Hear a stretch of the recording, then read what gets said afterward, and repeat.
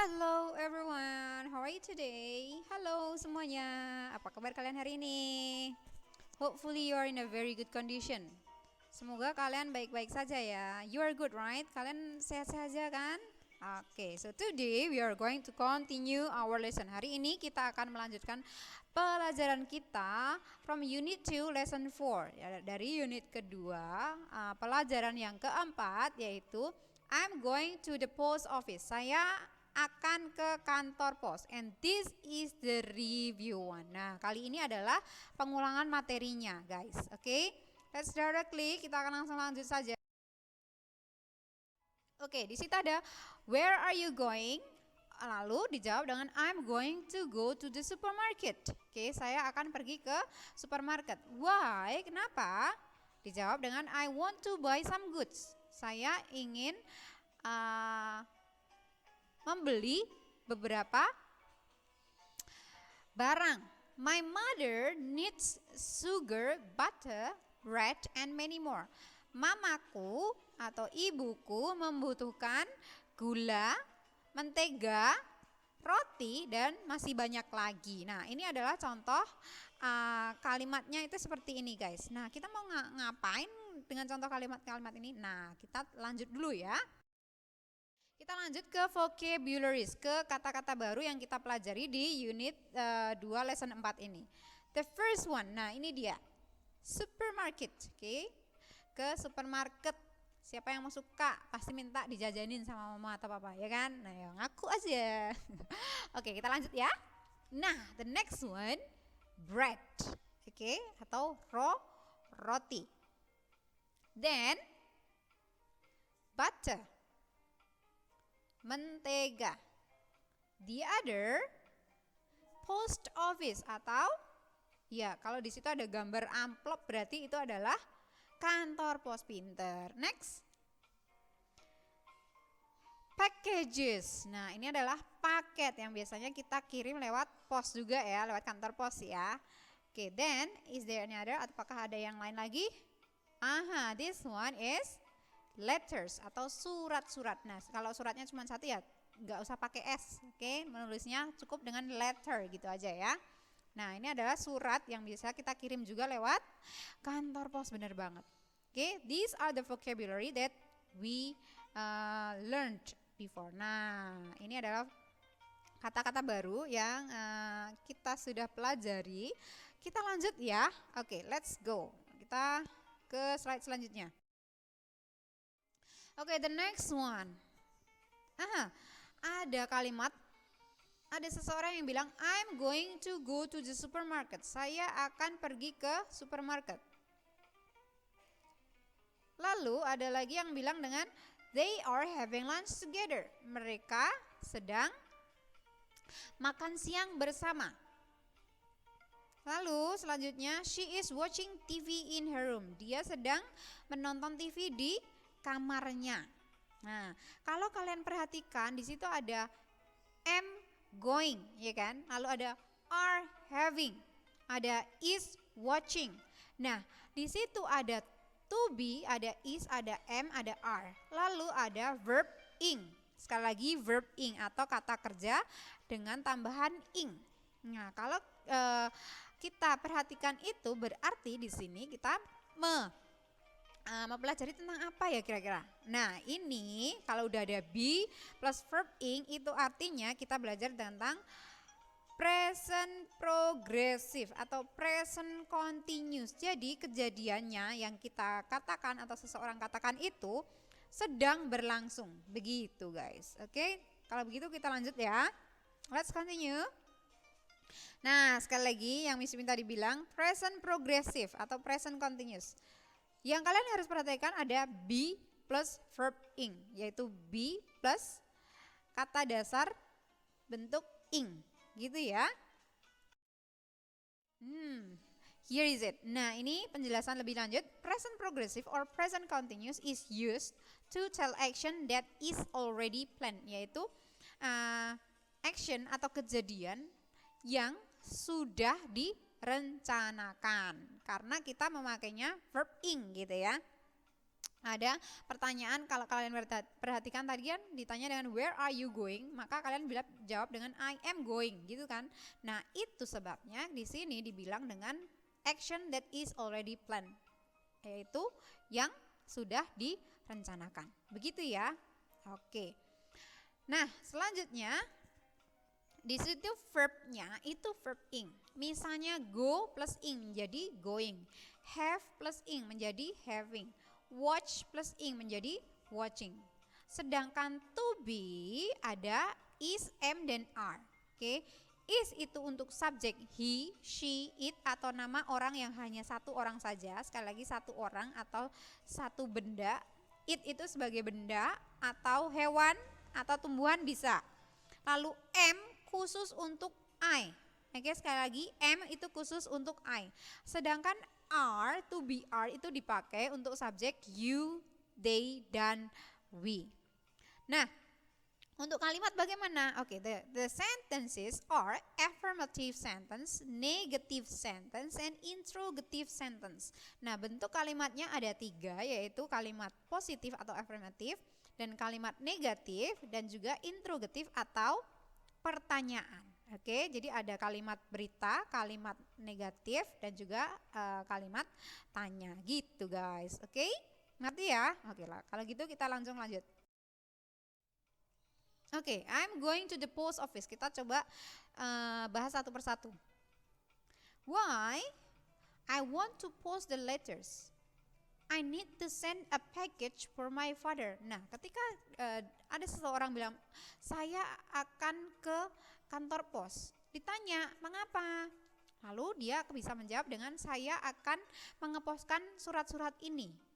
Atau dia bisa jawab, saya butuh mengirimkan paket ini untuk papaku, misalnya seperti itu. Jadi bisa mengirim surat, bisa juga mengirimkan paket, atau kalau di post office sekarang banyak ya, bisa menukarkan uang juga bisa. Oke, dan banyak lagi kegiatan di post office. Lanjut. Oke, let's discuss one by one. Kita coba ulas satu persatu. Nah, di situ tadi ada kata I, ya kan? Nah, I ini adalah sebagai subjeknya, sedangkan am adalah to be yang dipakai. Lalu ada going. Going di sini adalah verb ing-nya, kata kerja tambah ing. Lalu the post office adalah sebagai objek atau complement, sebagai pelengkap. Oke. Nah, ini adalah affirmative sentence. Nah, kalimat ini yaitu kalimat afirmatif atau kalimat berita. Ada subjek, ada be plus verb ing, lalu juga ditambahkan objek atau complement. Oke, the next one. Ya, the next one is I'm not going to the post office. Saya tidak akan ke kantor pos. Itu dinamakan dengan negatif karena ada kata tidak, yaitu deny atau mengatakan tidak atau bukan gitu ya. Gitu. Sekali lagi kalau ada kata tidak, bukan, itu berarti negative sentence. Oke. Rumusnya, wah ada rumus ternyata di sini ya. Bahasa Inggris pasti ada rumus juga. Nah, ini adalah ada subjek, ada be, lalu ada not, ada verb ing plus objek atau complement. Nah, sekali lagi, not terletak di antara to be dan verb ing-nya. Oke. Go to the next one. Kita ke affirmative ataukah negatif atau oke, ini adalah interrogative one. Are you going to the post office? Are adalah to be. To be diletakkan paling depan. Sekali lagi, to be diletakkan paling depan kalau bentuknya adalah interrogative atau question. Ya. Lalu jangan lupa ada tanda tanya di paling akhir kalimat. Kalau di negatif sama affirmative kan titik ya, diakhiri dengan titik ya. Tapi kalau interrogative diakhiri dengan tanda tanya atau question mark. Di situ sudah Miss Ipin warnai dengan warna merah supaya jelas. Nah, kita lihat patternnya atau rumusnya. Nah, di interrogative ini ada be, ada subjek, lalu verb ing, dan ditambahkan objek atau komplementnya. Jangan lupa question mark. Sekali lagi, kalau interrogative to be ada di paling awal kalimat atau paling depan. Oke, let's continue. Kita lanjut lagi. Kita kita lanjut ke examples atau contoh-contoh. Nah, yang pertama, I'm going to the library. Saya akan ke perpustakaan. Why?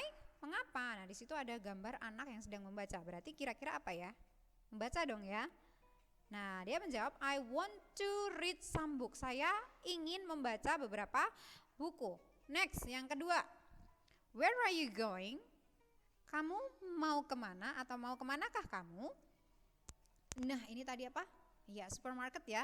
I'm going to the supermarket. Gitu. Saya akan ke supermarket. Why? Mengapa? Wih, belanja guys di belanjaannya banyak banget ya di itunya ya, trolinya ya. Maka dia bisa menjawab dengan I need to buy some good. Loh, Miss kok I need to buy? Nah, berarti M-nya dihapus. Oke, sekali lagi tidak ada to be guys kalau kalian menjawab dengan want dan need. Sekali lagi tidak ada to be kalau kalian menjawab dengan want dan juga need. She need, he needs. Nah, kalau he sama she berarti pakai s. He needs, she needs, I need gitu ya. She wants, he wants, they want, I want gitu, oke? Nggak ada to be, nggak ada is mr-nya nggak ada, oke? Di sini dijawab dengan I need to buy some goods. Saya butuh membeli beberapa barang, makanya dia pergi ke supermarket gitu. Kita lanjut lagi. Oke, selanjutnya kita ke exercise guys. Di exercise ini Miss Ipin akan berikan beberapa contoh dan juga clue. Miss Ipin kasih clue seperti ini. Nah, kalau seperti ini kira-kira bagaimanakah kalau Miss Ipin tanya seperti ini? Where are you going? Berarti jawaban kalian apa? Ya, kalau Miss Ipin tanya why, nah silahkan jawab, ayo. Mengerti ya? Oke, go to the next picture. Nah, selanjutnya ada ini. Ada S gitu ya, tanda dolar ya, berarti ini adalah bank, bener banget. Nah, kira-kira jawaban kalian apa kalau Miss Ipin nanya where are you going and why gitu. Coba kalian jawab. Lanjut ya. Ya, cinema atau theater. Oke, bioskop gitu ya kalau kita bilang ya. Nah, kira-kira apakah? Bagaimana jawaban kalian? Kalian bisa tulis di itu, kalau enggak langsung dijawab aja, boleh. Oke, next. Nah, punya ini Miss Pipin. Ada kalimat kata-katanya yang diacak. Coba kalian susun. Nah, guys, kata is di paling depan itu hurufnya harusnya kecil. Oke, sekali lagi kata is hurufnya adalah kecil i-nya. Oke. Flute ada titiknya. Lalu she, lalu her ada playing. Ayo kira-kira apa? Iya benar banget ya itu. She is playing her flute. Kalau yang ini bagaimana guys? Ada question mark, berarti kalimat tanya. Seperti biasa, ada huruf besar di kata, ada huruf besar berarti paling depan. Oke, sekali lagi paling depan, berarti kata what paling depan ya. Lalu ada to be, setelah itu to be-nya apa? Setelah itu ada verb ing, lalu pelengkapnya apa? Oke. Sekali lagi, what itu paling depan, subjek lalu diikuti to be. Atau to be dulu kah? Ya, to be dulu dong, Miss kan kata tanya. Iya benar banget. Oke. Bagaimana jawaban kalian? Sudah? Oke. Miss Pipin kasih kuncinya ya. Kuncinya seperti ini. What are you going to buy? Begitu guys. Oke. Understand about this? Oke, nice. Very good kalau sudah mengerti. Kita harus akhiri sampai di sini dulu. Bye-bye everyone, have a nice day and God bless you. Sampai ketemu di pertemuan selanjutnya. Semoga hari kalian menyenangkan dan Tuhan memberkati.